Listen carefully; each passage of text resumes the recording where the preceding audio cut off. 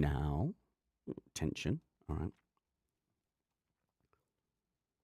You are listening to Missed Apex Podcast. We live F1.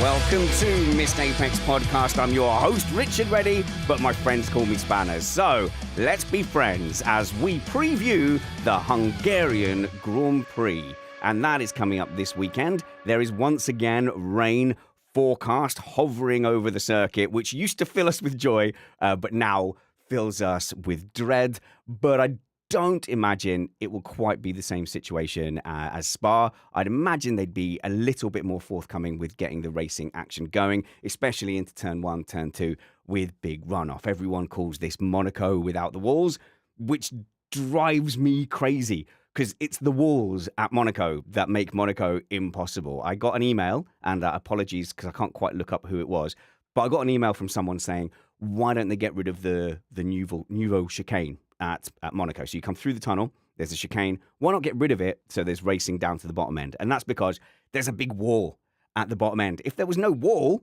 that would be great. And there'd be places to race. There'd be lots of opportunities at Monaco for people to try and overtake if there was runoff. But I think, no, Hungaroring does not fall into that category. It is somewhere where people can go racing. So to preview that with me is Matt Trumpets. Hello, Matthew. Hello there, Spanners. This is really one of my favorite tracks because it, on its face, should be absolutely terrible for Formula One, and yet somehow we almost always get interesting races, even if it's not directly the track. I've been getting bit by this, though, because some of these tracks I love out of nostalgia. So, Spa has had a few ropey weekends over the last few years, but every time we come up to a Belgian Grand Prix, I'm always, Spa's the greatest track on it. You just wait. It's going to be amazing. And Hungaroring is like one of those for me, because there have really been some classic races in Hungary, whether it be in the wet or in the dry. I just feel like me saying that, it has now cursed it, and we're going to have a horrible weekend. You've manifested the dull race that you can get at the Hungaroring from time to time. No, I think there's some interesting things set up for the weekend that will, if nothing else, potentially settle some interesting questions about certain drivers and their ability to manage tires. Well, okay, we can get into that. All right. Don't, because I get so many emails. Like last week on a race where people ran 3/4 of the race on one set of mediums, and I was still getting, I'm not exaggerating, like 50 upwards, people going, what say you now about Piastri's tyre wear? And I'm thinking, surely at this point you're deliberately misunderstanding it. But yeah, sure. If there's like high wear situations where the difference in a race result is because someone was able to manage tyres more than another, and Piastri's on the other side of that, then the evidence has changed. And you go, okay, cool. The evidence has changed. More than happy to change my mind. So far, I've seen that Pastri has a lot of things over Lando Norris. The high wear situations where you need to preserve, or where it's an advantage to be able to hang on to your tyres for longer, I still think he has got a slight weakness there. I wouldn't even call it a weakness. What I would actually express it this way. The scenario where Norris's advantage in tire shows up is decreasing markedly. It's very marginal and extremely high wear, difficult conditions only. So, but we've been very obvious about that. But people do like to try and bait you a little bit there, Spanners. I don't know why. It's nice to get mail. It's always nice to get a letter through the letterbox, and that's fine. These are all debates I'm happy to have. Also, what doesn't help me is the fact that McLaren have something going on where they're incredible with their tyres this season. It's something we haven't really talked about a lot, but certainly Horner was getting very animated about it, and I think we've seen a lot of races where the McLarens just don't seem to wear at all, even when the rest of the field has been. Yeah, it's absolutely true. Their advantage in specifically managing the rear tires and cooling the rear tires is just, it's a magnitude of better compared to the rest of the field. And guess which tires are being said by Pirelli to take the most stress? Well, it's a bunch of low and medium speed corners. So a lot of time on traction, that would be, on the throttle. Rear tires take an absolute beating here. And that means McLaren, it should be McLaren versus each other and then the rest of the field. Oh man, and the thing is, there's it's difficult for both drivers because there's very little chance of the rest of the pack interfering with that. So, what was the race before Belgium? Was that Silverstone? Yes, I believe it was. So I think, is that the last time? I mean, in the sprint race, Verstappen split the McLarens. But yeah, it's going to be really hard for any other team to split the McLarens. So you've kind of got a 2016 situation where really there's only 7 points to fight for between those top two. Yeah, I will say that because it's a short lap, you will see lapped traffic being an issue here. So that will certainly, if there's a late race chase, that potentially will either make it better or worse, depending upon who encounters the traffic and where. But really, I actually did a thing where I went through and looked for similar tracks in terms of the corner speed and just the overall setup. And I found exactly one. Oh, that's interesting. So Hayden said there's only about 3 high wear tracks left. So you could comment on that as well, perhaps. Some of it is down to things being resurfaced, but a lot of it simply is down to how much more downforce the teams have added from the start of this regulation set. A lot of what we think of is wear or degradation happens when the tires slide, and obviously the more straight down you push on the tires, the more grip they have. And in this particular set, the faster you go, the much more down you push. But I looked through, and really there's only one good track to compare to, and that would actually be Canada. Canada has a similar kind of lap time, and it has a similar kind of corner speed. Obviously, there's some differences there. So I went back and looked at Canada a little bit, and happily enough for us in settling the Norris-Piastri debate, that was where Norris hit Piastri and took himself out of the race at the end. But I will remind everybody at that point, he was distinctly quicker, but just doing that Norris thing that he likes to do when he's about to try and make an overtake, which is poor choices. We can, see, this is it. And that's a weakness we talk about with Lando Norris. And I've got in my notes to revisit, is Lando Norris weak on lap 1? Is he weak on starts? And that was a criticism he's faced a lot. So what I find interesting with the debate and saying, can we settle it about the tyre wear, is I've not really seen that as attacking Piastri, that specific one.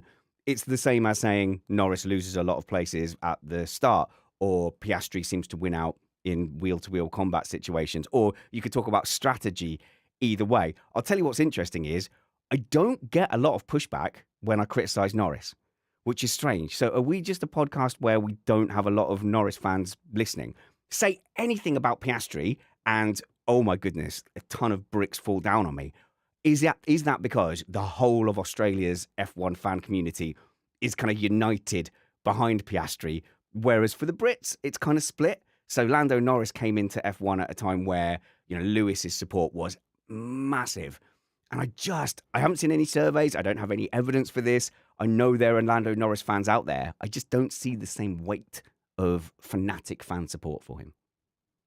You may actually have a point there with regards to the fan base proper. But fundamentally, I think this is something that Norris really does to himself in the sense of, and a lot of people will rate this as a weakness, but he is just very honest in his self-assessment. And perhaps, as many high-achieving individuals are, he's a bit harsh on himself. He hasn't learned to just sort of, go with the flow, so to speak, whereas Piastri is Mr. Poker Face.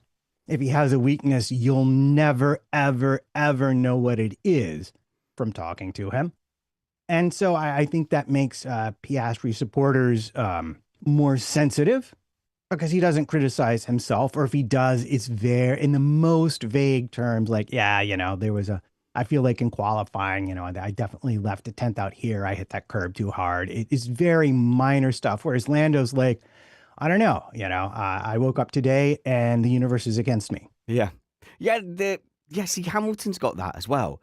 And it's what do you want out of your favorite driver when it comes to, say, a poor performance? Because sometimes there's a poor performance and you can put your hand up and you can go, oh, I don't know.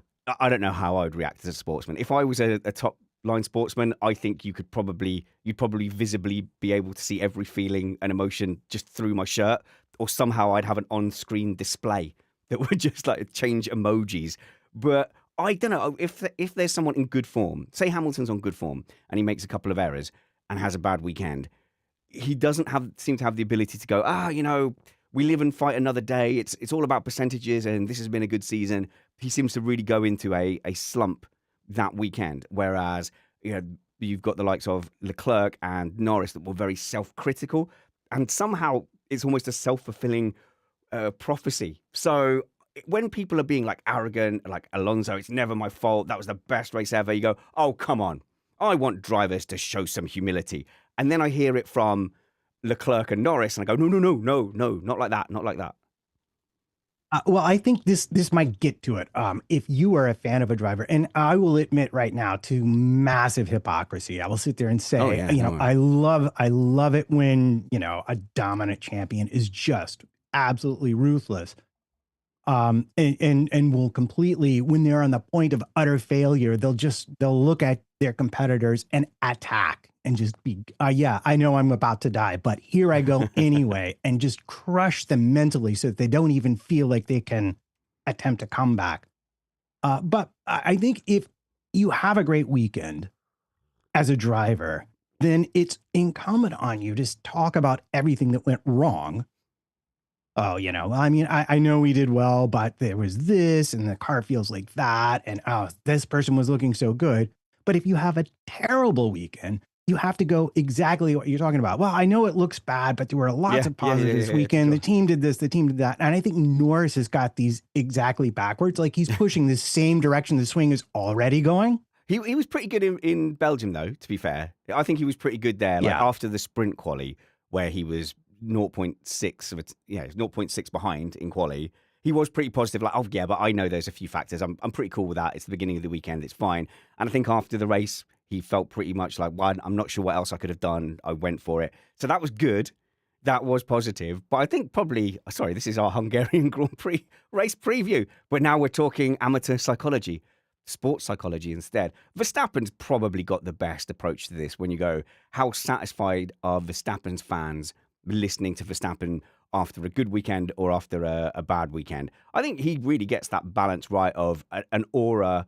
He's very guarded as well, and he doesn't seem to come out there and going, I just don't know what I'm doing. There's always like an air of confidence. If it goes bad, it's just like, it is what it is. And you kind of get this kind of real sense of, it's okay. He's got a handle on it.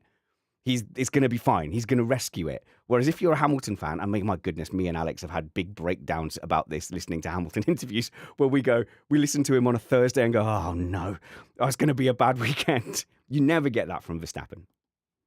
No, and I think if you were a Verstappen fan, this is what I really believe a lot of people respond to, aside from the data-driven fact that he's the best driver on the grid in terms of extracting both qualifying and in race performance. I still think there are people who might be better wheel to wheel than him. Leclerc comes to mind, honestly, based on some of their battles.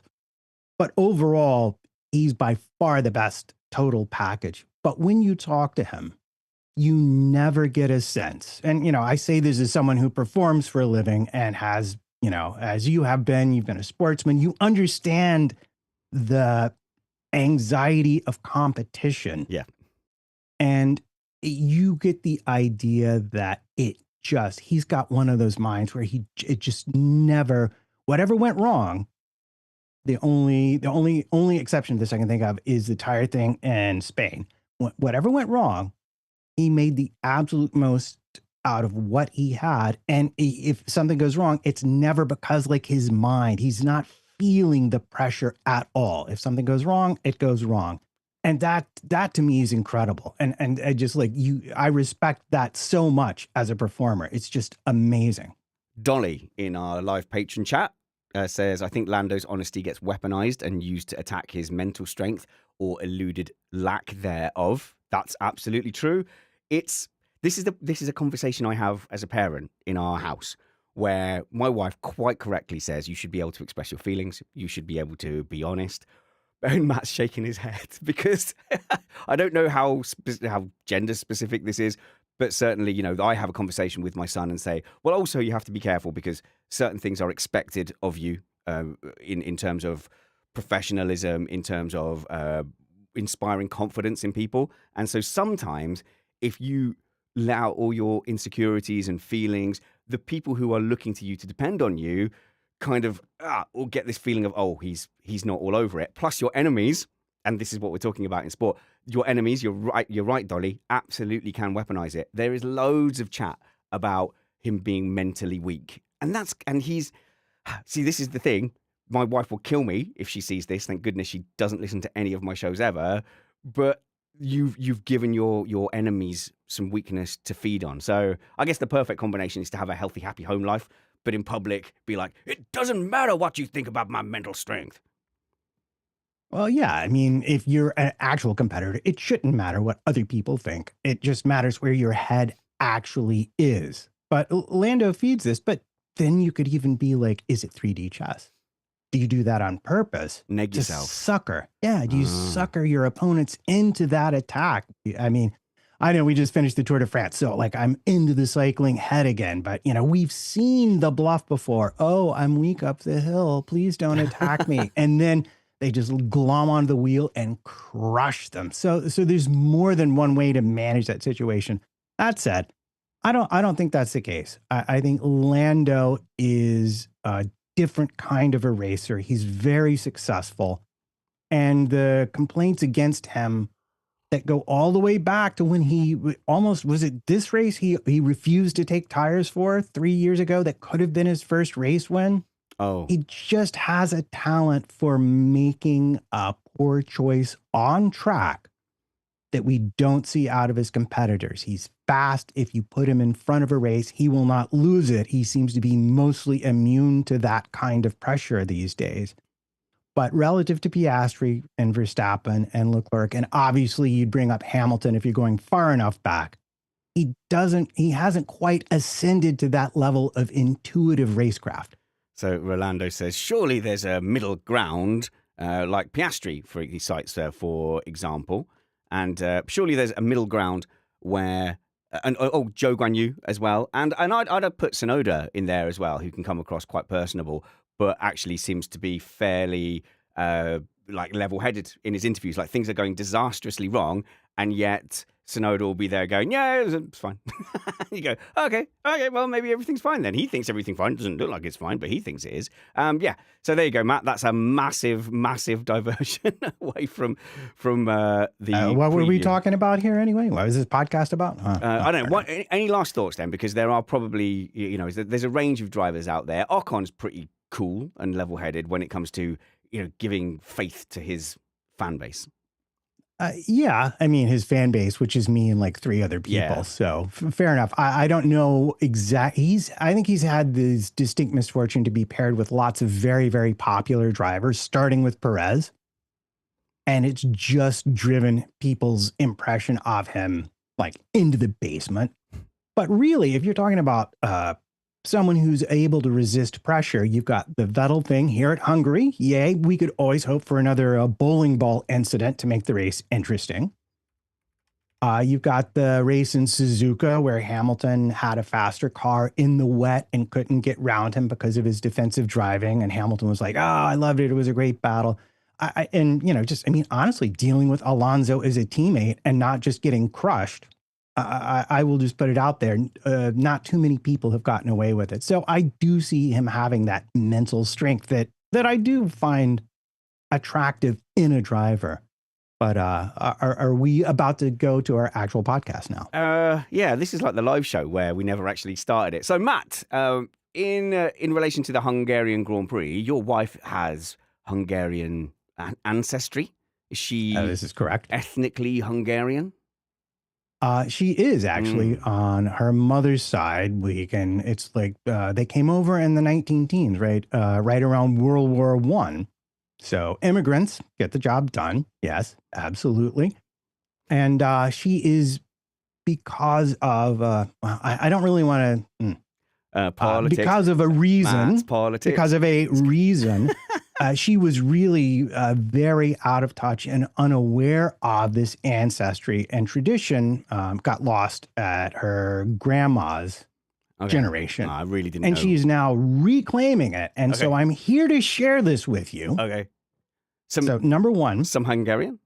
Some Hungarian. Okay. Any pronunciation problems, and I'm told there will be problems by my wife, entirely her fault because it's her voice note I'm listening to. And inevitably, no matter how hard you try, apparently in Hungarian, whatever you say, kind of like French with pronunciation, a Hungarian will actually tell you, well, no, actually, we say it this way now. So with those caveats out of the way. It's Nicolaj. Nicolaj. Yes. With those caveats out of the way, here we go. Starting with this simple one first. Are you ready, Spanners? Because this is going to be, I'm going to make you say them too. Sziasztok. How here we go. Dare you? How dare you? Know. I'm just thinking, think of the podcast fun. Okay, go on. Sorry. Was that the first one? Sziasztok. Sziasztok. Yeah, that's just like hello. And then Jó napot kívánok. Jó napot kívánok. Jó napot kívánok. Okay. That's have a good day, basically. It's like hello, have a good day. Okay, good. Oh, that's lovely. Thank you. I will. Yeah. All right. And now we're going to move into some more Formula One specific. Okay. Good. Phrases. Louis Jorsab Nalam. I didn't get that right. I'm going to try again because it's recording. I get as many chances as I want. Why not just play your wife's voice notes? Because I'm not set up to do that. Okay.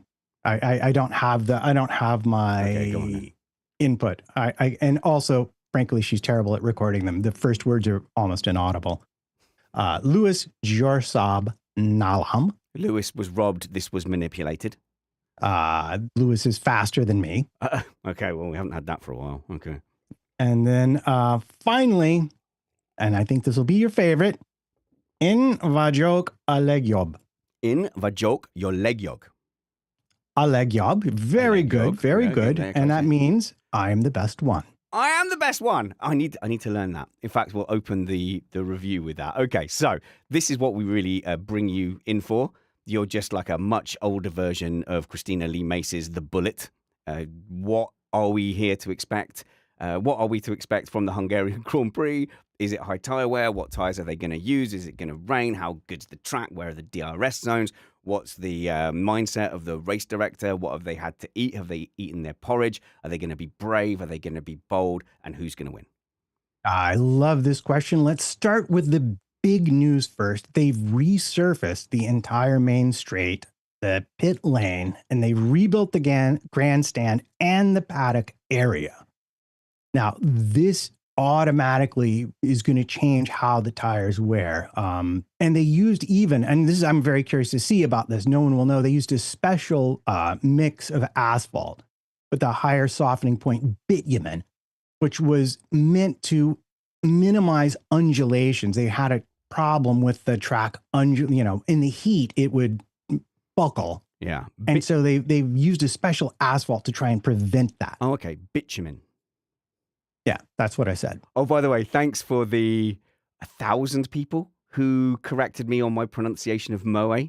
I just want to say I will never yield to the onslaught of incorrectness that people sent my way. And I will say Moe till the day they drag my corpse away. It's very English of you. So, yes. DRS zone, there's only one. It extends to turn 1, but then carries on after turn 1 to turn 2. What do you mean it carries on? I don't get it. So you get another one activation, but you get 2 shots. Yeah, so you have to close the DRS in order to brake. We've learned this at Silverstone, much to, was it Ericsson? I forget who tried that. I think Grosjean tried it as well. I know Grosjean definitely tried it, yeah. Or even we could guess doing it Suzuka. Yeah, now you want your DRS closed when you're braking, but once you get round the turn, you can open it up again all the way to turn 2. And as we've learned in the past, this is almost good enough to make an overtake, but not really. Yeah, into turn 1. So once you come out of the final turn, you can activate DRS all the way down to turn 1. You get through the hairpin, and then bang, you can open it again in that little short acceleration zone to turn 2. Yeah, I don't like it when there's 1 activation and 2 DRS zones. So, because it tends to be then that if you overtake, you then also have DRS to defend, and that always feels completely unnecessary and the wrong way around. Do you know what I mean? You've got DRS, you do an overtake, then you get around the corner, and then the now lead car gets to activate DRS again. No, it doesn't work. There's only 1 activation point for both of those zones. So you don't actually have that problem. You don't get that. It's not like the Saudi Arabia thing where they fight for the DRS activation point. There's exactly 1. Yeah. And so all the way down the straight. Car behind, all the way down the straight, DRS open. If that car then overtakes, that now lead car also has DRS up to turn 2. Correct. Yeah, that's what I'm saying. That's the thing that feels backwards. Once you've got the overtake done, you shouldn't then get DRS to the next corner. Well, I write the FIA note. Well, sorry, you did confuse me there. I think, is the live chat following me? Yeah, I think I misunderstood what you were saying. But there's a few decent questions actually here in the Patreon live chat, patreon.com/Missed Apex. Welcome to our new patrons, and thanks to those of you who haven't gone running away. We are a net positive for the season so far, which is fantastic. So we've said, what is the pit delta? Asks Sujith. And Hayden's guessing 22 seconds. I actually don't know. 22 seconds isn't a bad guess. Pit speed limit is 80 kilometers an hour, but they've redone the pit lanes. So I don't know that I'm going to know that until we get an update, if that makes any sense. Yep. And then, so obviously that dictates whether 1 stop is favorable over a 2 stop. So I think from what I've read, teams are going to could try a 1 stop, but it's going to be an outside kind of tactic. Well, we are looking at the 345 tire. You're looking at high thermal degradation. Even over a single lap in qualifying, the last turn or 2 can be challenging to your rears. We've obviously seen this in the past with people not going purple in sector 1, but then pulling off the pole position by having tires left at the end of sector 3. You're going to have graining on Friday because the track is green and it tends to be hot there. In fact, the hottest track temperature last year was at Hungary. It was 58°C, 58.6 if you're into 3 digits. And left hand, pole position, a short run, 420 to 470 meters to turn 1. But you're the outside car going into turn 1. So that usually sets up an interesting dynamic if you don't get a good start on the brand new surface. I'll point out, brand new surface. So it's going to be different to the rest of the track. And my favorite thing is that it's supposed to just absolutely shellac rain Saturday night. So we're starting with a green track, and that's going to bring graining back into the picture for your tire and your race strategy.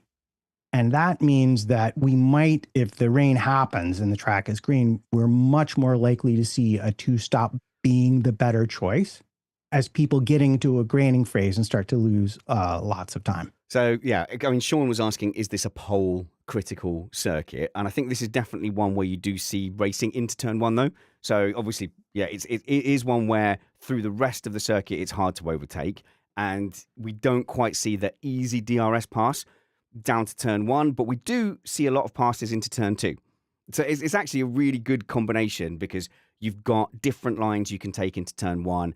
And it's not done. So whatever is happening in turn 1, it's not done and dusted. It's not settled until you get into turn 2. And then you've got the exit through the kink of turn 3. And I think it is turn 4 that's at the top of the hill. Now, once you get to turn 4 at the top of the hill, that is too tight to go wheel to wheel, to be side by side. One of you's got to chicken out by then, or you crash, but there is runoff. And this is why when people talk about it being Monaco without the walls, it's not useful. It's not useful to say that. Yes, the rest of the track after what I'm talking about is tight and twisty, but you've got that whole section, turn 1, big sweeping hairpin. You've got an early apex braking zone up into turn 2. Then you've effectively got a straight to still get it done up to turn 4. And then you can risk it. Like you can try and go, right, who's going to chicken out first? And then there is runoff into turn 4.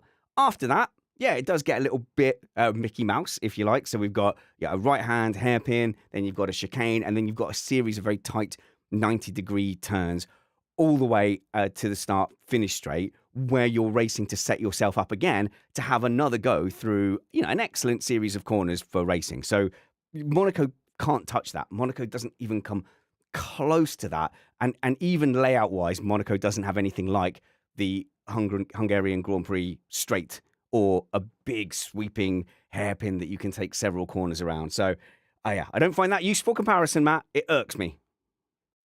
No, it's mainly in terms of overall top speed and just the narrowness of the track itself. I think that's the comparison people like to make. But realistically, this should be a McLaren playground. It's mostly medium speed corners. Some of them are long, and it's where their car finds the most efficiency, and add to that their magic ability, which is not illegal, to manage the rear tire temperature.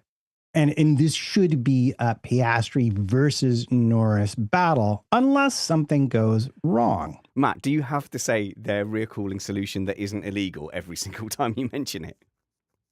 No, but I do that just for sport. Fair enough.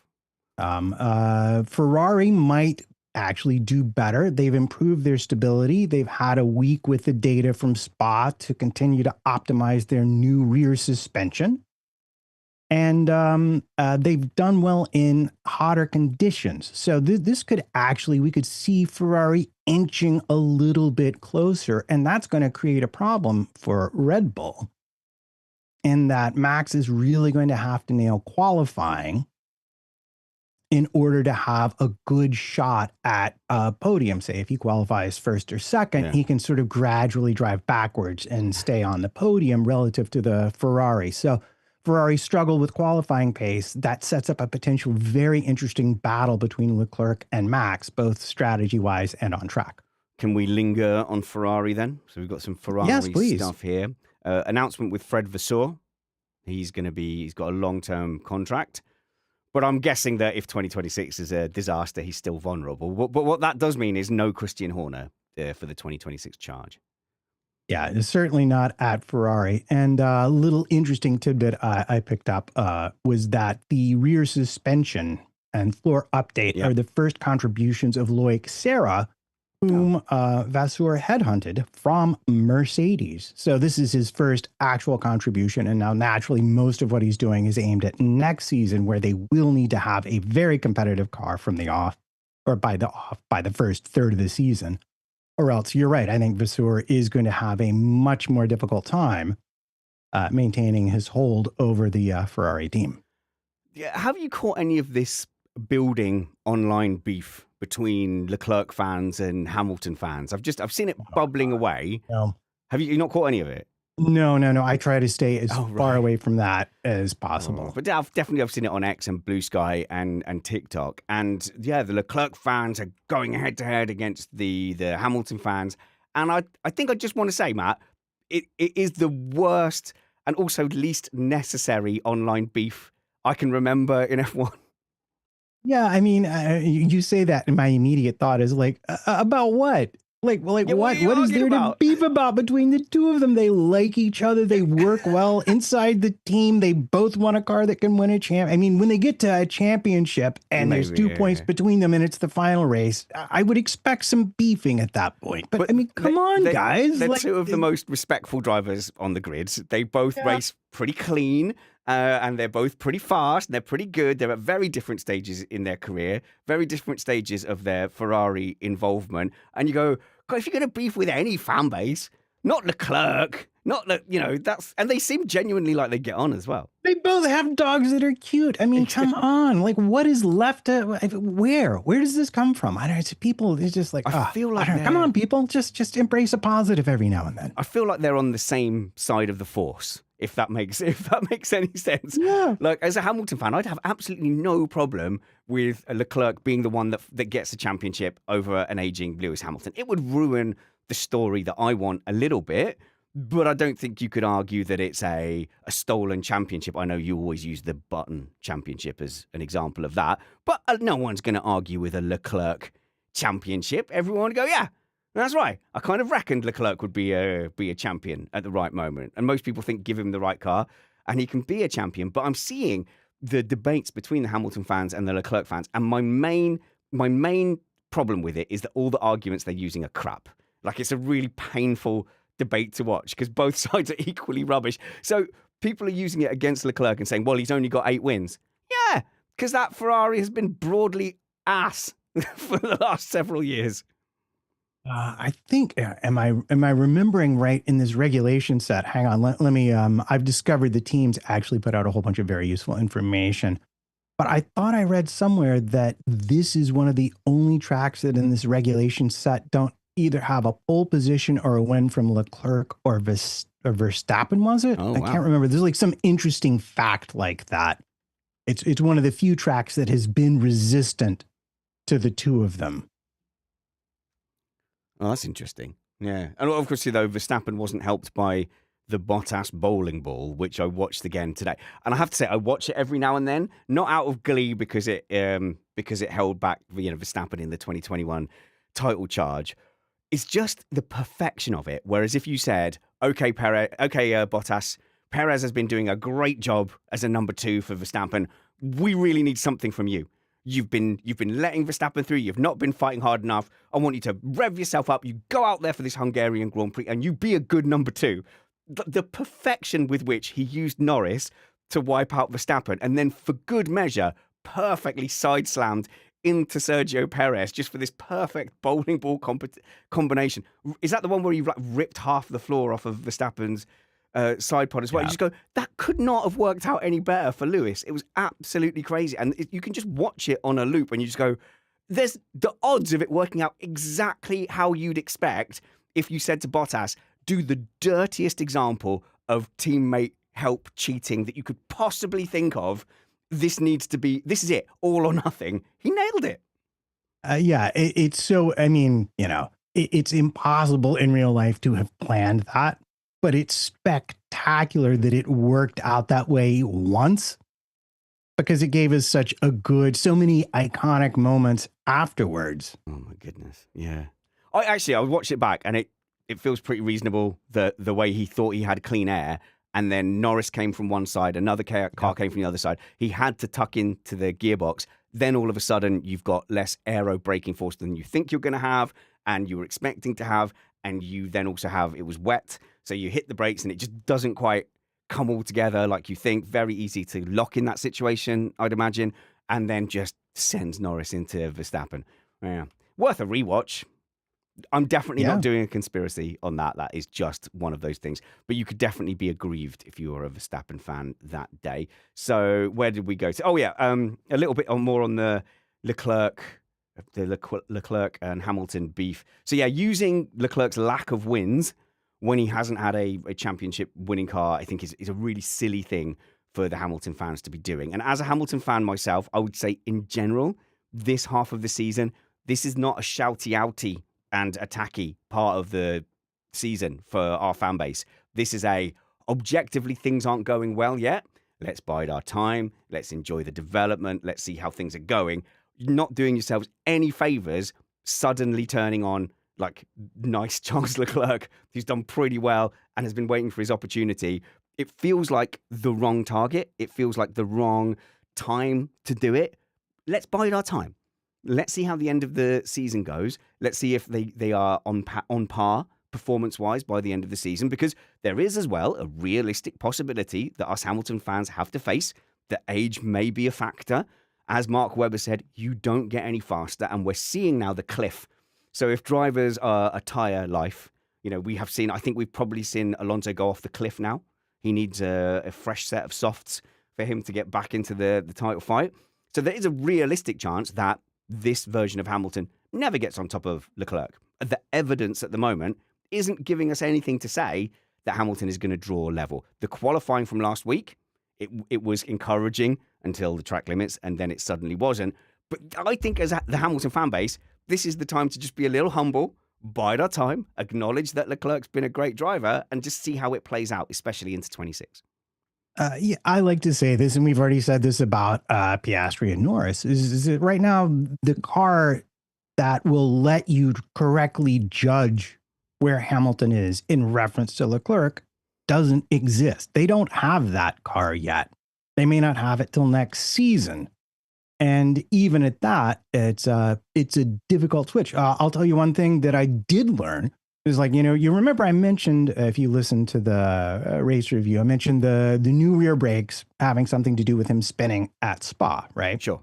Turns out Leclerc's been on those brakes since Canada. And you remember him having exactly the same kind of problems when he first put those brakes on there.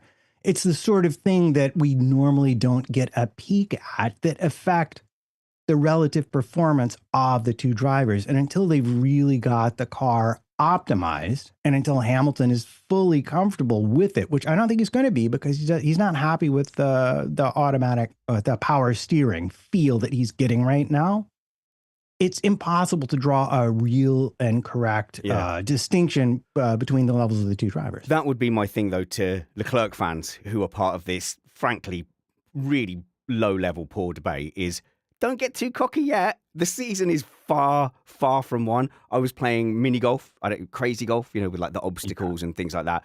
And I was playing it with my two kids, my 11-year-old nephew and my 8-year-old niece. The 11-year-old nephew was winning after like hole 14, and he was celebrating. He was being so cocky as if he'd won. But as American Pie taught us, you do not score until you score. And I locked in. I wasn't going to lock in against my 11-year-old nephew, but the taunting made me lock in and claim that all-important mini-golf victory. So I would say that to Leclerc fans as well. You know that Leclerc has been embedded in this team. You know that he's familiar with this car. And yeah, he's in form and his teammate isn't.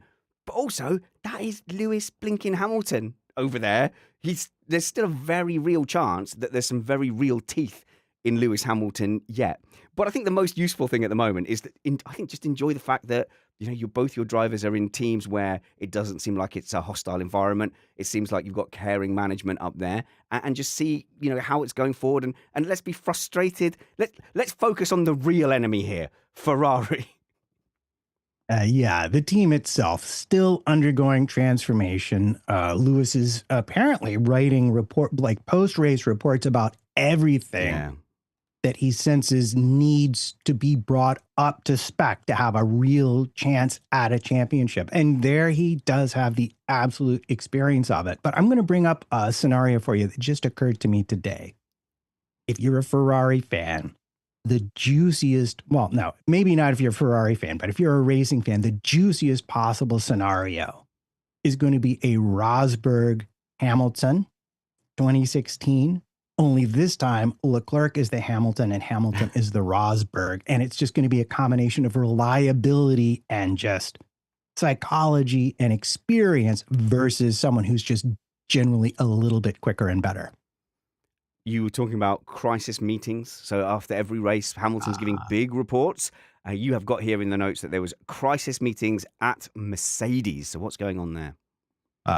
It turns out that now they're slow in all areas, and they've had a remarkable drop in performance relative to McLaren compared to Ferrari and compared to Red Bull. And they are concerned because they don't quite know.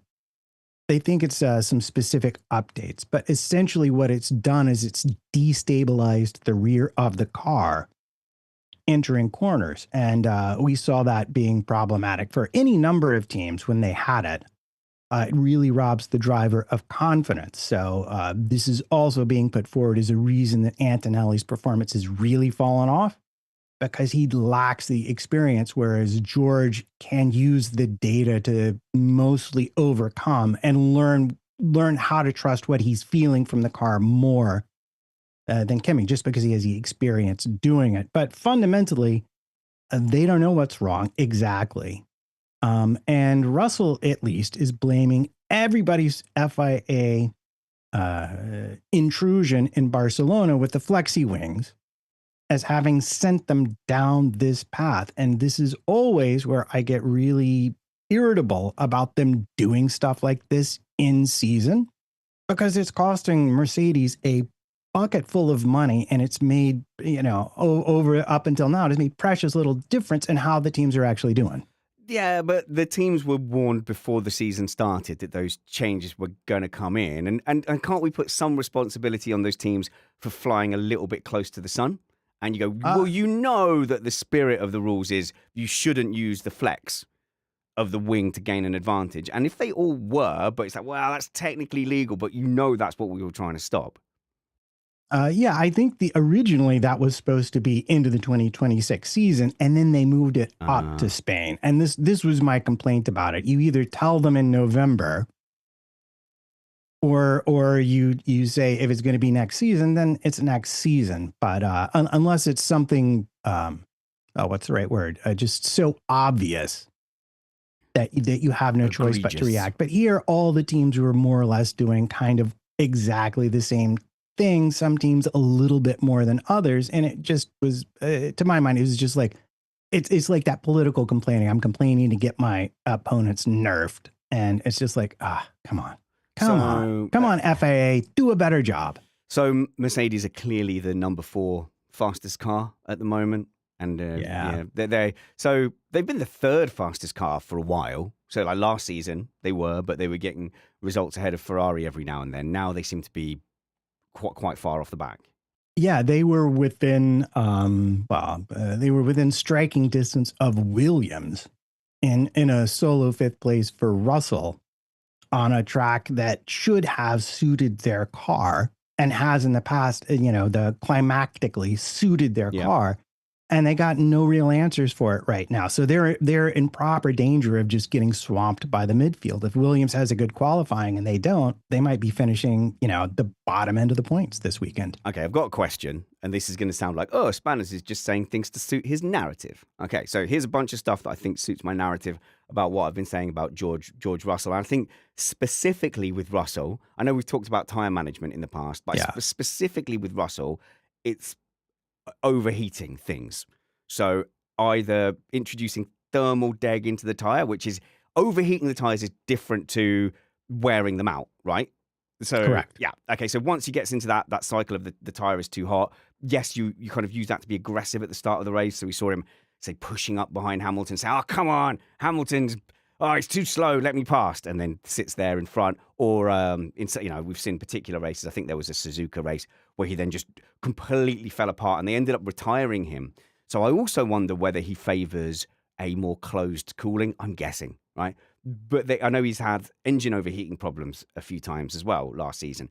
And so I saw an interview with him where he said, look, when it's cold, we do well. When it's not cold, we do badly. And I'm like, But that's also the specific graph that we would draw if we were saying, how well would George Russell do on race pace against Lewis Hamilton? We would say, well, if it's a bit cooler, we'd probably expect Russell to do a little bit better.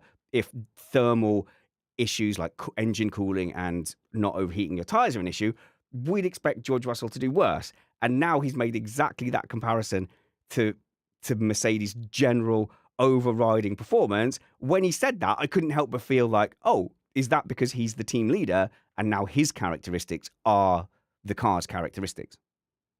I would go with, annoyingly having to admit there's some truth to what you're saying. Yay.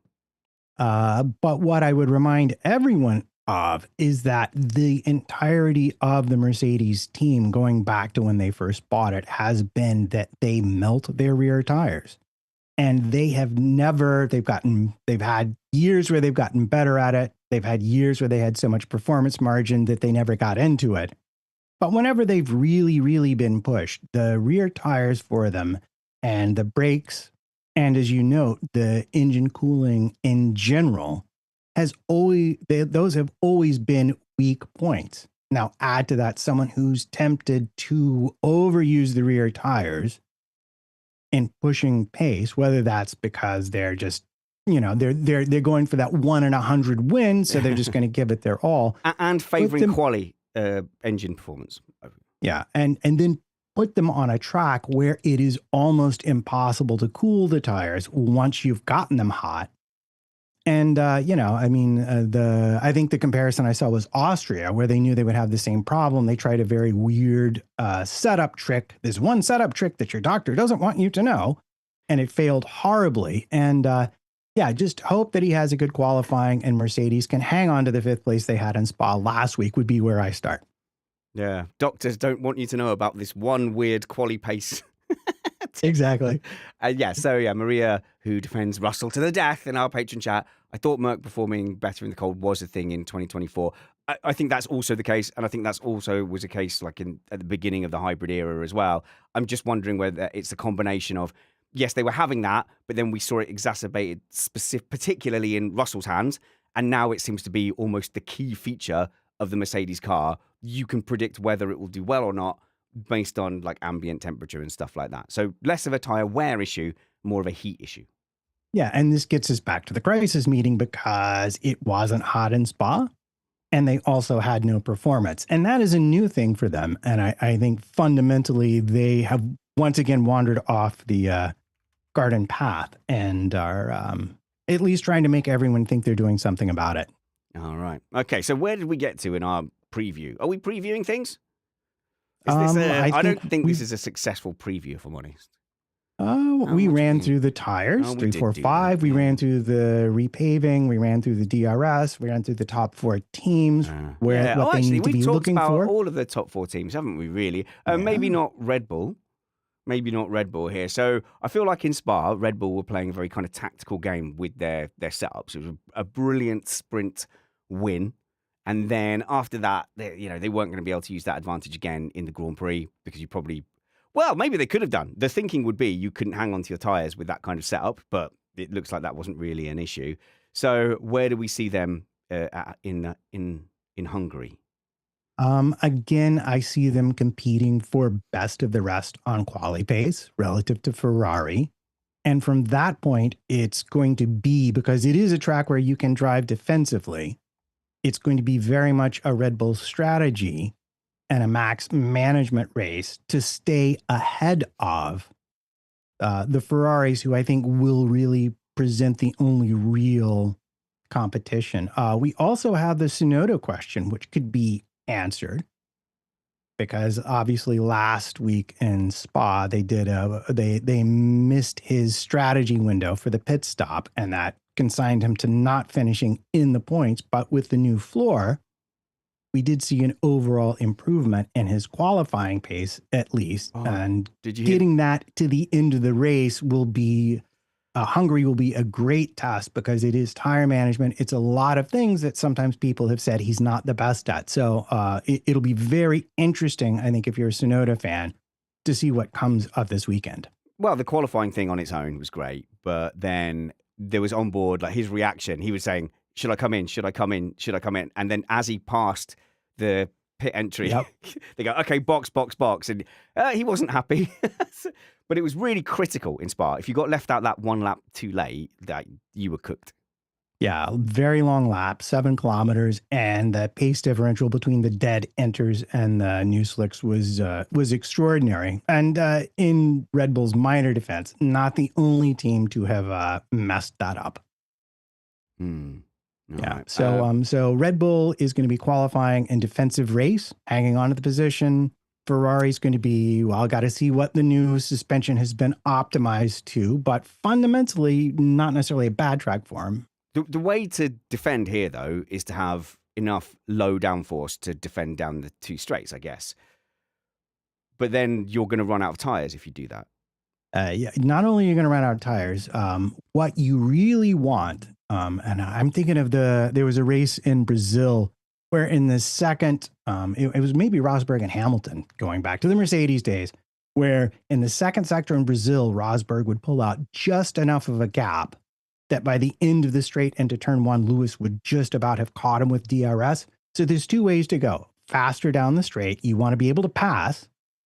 But if you can't get close enough, coming out of that very long tire munching final turn, if that gap is too big, you're never going to close it with DRS. So I would expect Max and Red Bull to go for a higher downforce, like a Sector 2 setup from Spa, which is where we saw the maximum lap time came from, the fastest lap, and work very hard with their energy deployment to deploy a lot of energy down the straight to overcome the extra drag that calls for.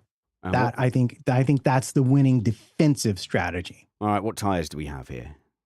We've got the 345, same as last year. So the which hardest was mostly available, or the softest available?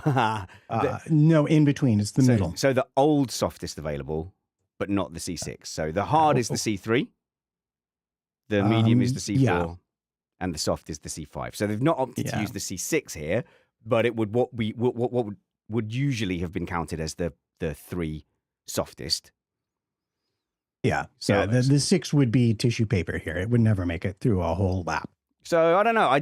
I'm not seeing this season compared to previous seasons that these tires are falling apart. It always feels like we go into a weekend going, oh, this could be a 2 or a 3 stop, but then actually more of the teams are trying a 1 stop. So probably see everyone start on mediums on the C4, and then I think you'll probably see a lot of teams just eking it out to see if they can make that hard go to the end.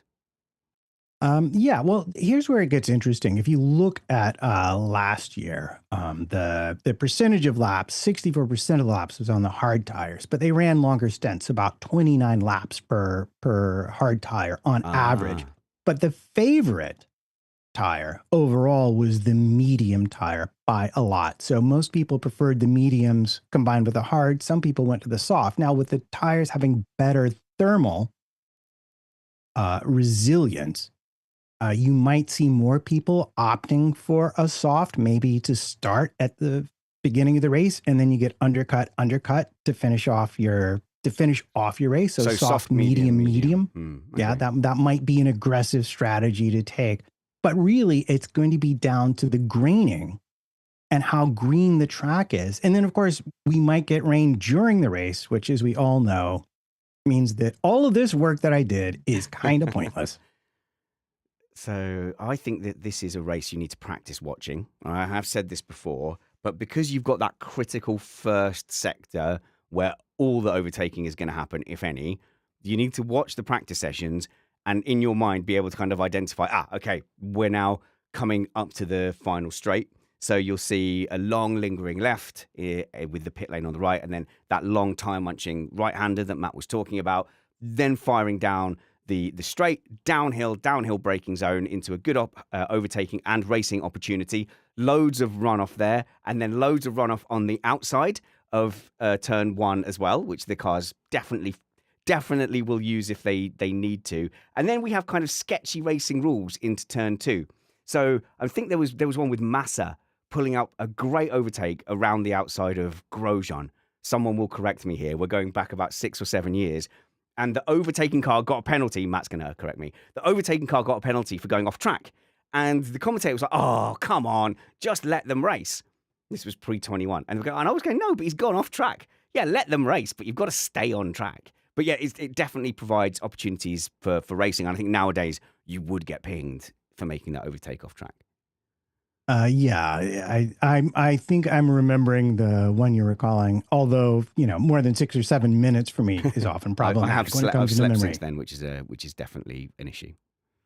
Yeah, but no one's going to get away with any off-track overtakes. But if we're lucky, we might get a big argument about whether or not the car was actually off track or not, because they wound up not having a camera angle to fully or a secret camera. We've seen the secret camera. We're not going to tell you. But yeah, you just trust us, bro.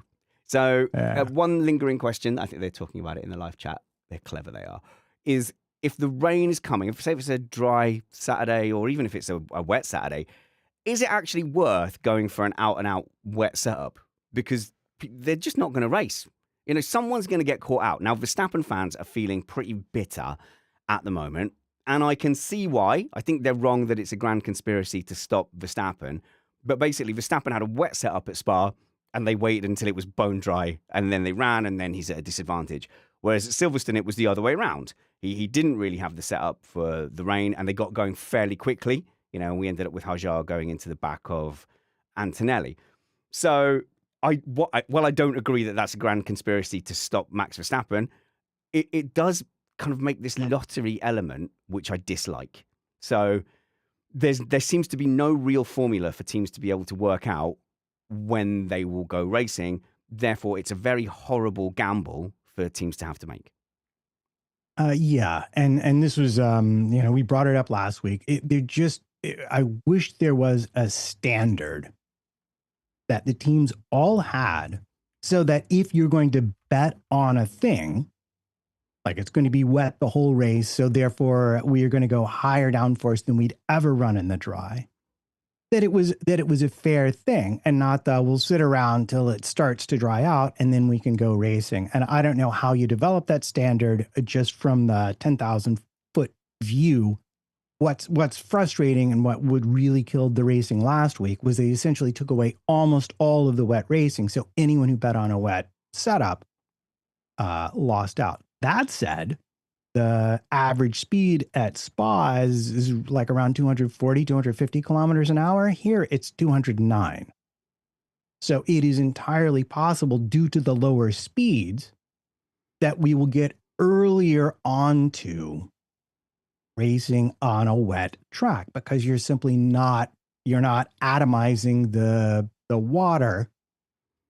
The pressure differential is less simply because you're not going as fast. So the visibility shouldn't be as bad for a given level of water on the track there. I think I said it correctly. Chat has come up with a video. Did I say Grosjean around the outside of Massa? I think I did.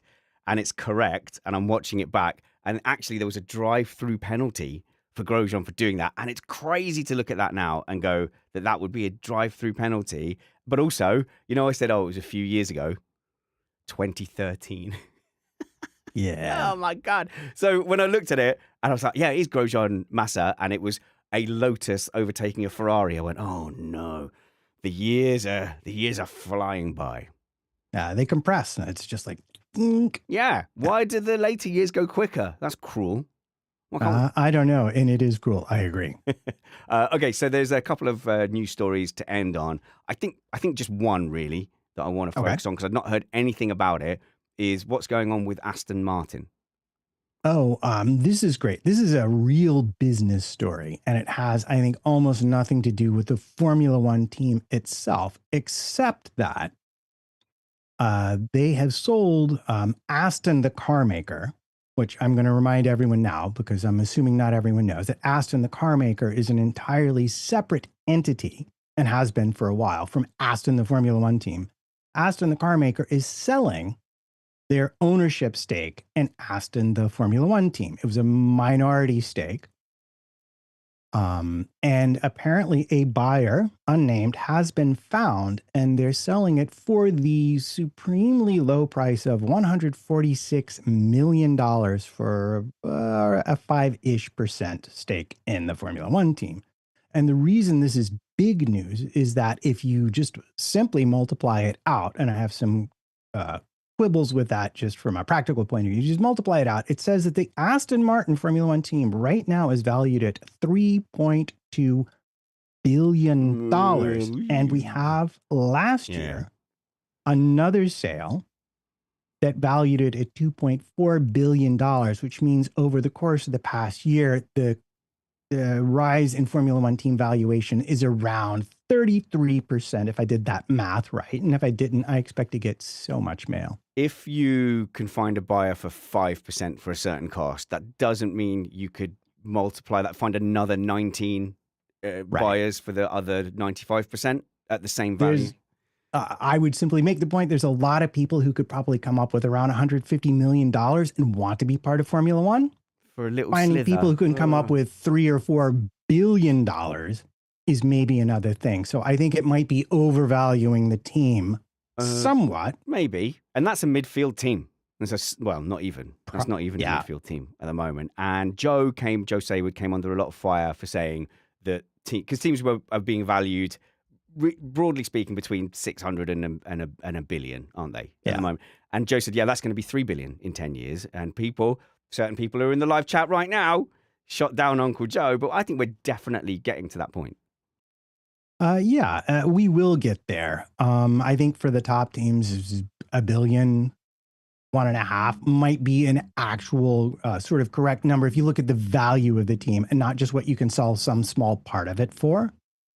But this is Formula One's goal. They want the valuation of the sport along that of soccer or football or hockey or baseball or any of the other sports that have these massive valuations. And they've instituted sort of an informal franchise system, and they're working very hard with the circuits and the promoters to bring this value upwards, because of course, at the end of the day, it makes them a lot more money too. Okay. I think we're previewed out, aren't we? Matt. Matt, no, I meant to say it earlier. Darn, make sure we do this at the weekend. We need to promote some things from your end. Go, promote the things. August 5th, look for it in the show notes. My wife has her book release day on August 5th, and she's doing a book signing in Brooklyn. If you're around, you want to come by, I will be there too, but you should really go just to see her and meet her, because she's definitely the better one. And then August 16th, if you are in the New York City area and visiting, I will be playing at Joe's Pub with the New York City Ska Orchestra. And once again, would love to see anyone come by. Tell me you're part of the MAP universe after the show. Yep, and I haven't told Matt yet, but I am making plans for more US trips. So there's opportunities to come and hang out with us towards the end of the year. And so it might be around COTA. I'm really tentatively looking. I haven't said this to you at all, Matt, have I? No, but this is normally I get most of my news about things that I need to know about on the show, so that's fine. Oh, there we go. So I'm tentatively looking at COTA, but actually I've got a pretty good lead. So that's been a dream for a long time, a Circuit of the Americas meetup. Right. So we'll probably go for the Saturday, which is what we normally do there. Just hop on into Austin, hang out with us, and set yourself up for race day. And for the race weekend, I want to be more active. And I don't like the first thing of the weekend really being the race review. I don't want to go as far as qualifying reviews, because they go out of date so quickly. But I have found myself more and more after quali going, I want to jump on and talk about qualifying somewhere, because by the time we get to the race, we don't go back and talk about qualifying. Drives me mad when I hear a race review podcast talk about something that happened. Oh man, that was like 8 years ago. Why are you talking about quali? All of that stuff is irrelevant now. So I was thinking about doing that as a kind of regular thing on TikTok, unless you all scream at me and say we don't mind a quickly out-of-date thing going up, because we've been doing our sprint reviews and people have liked those, and those go out of date quickly. Stuffy subbed in for me last Saturday.